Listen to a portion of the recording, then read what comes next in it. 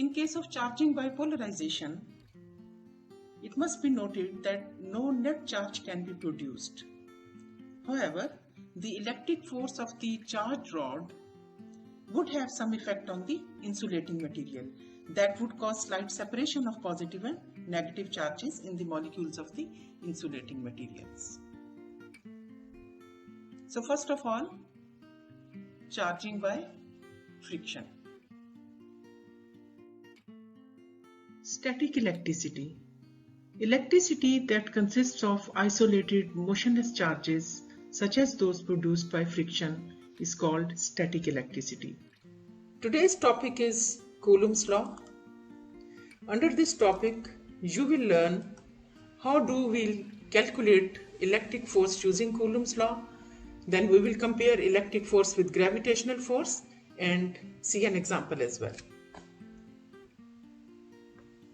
Each point charge Q1 or Q2 exerts a force on the other.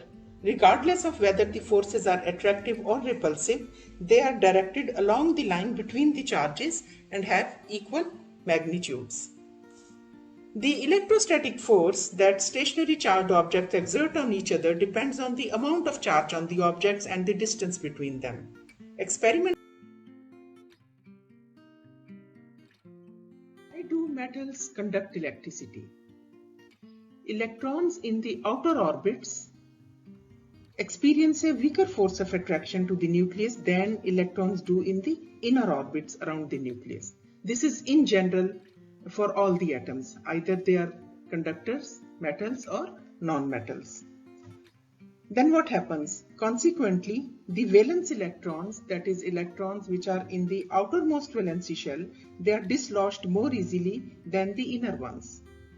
In a good conductor, these free electrons.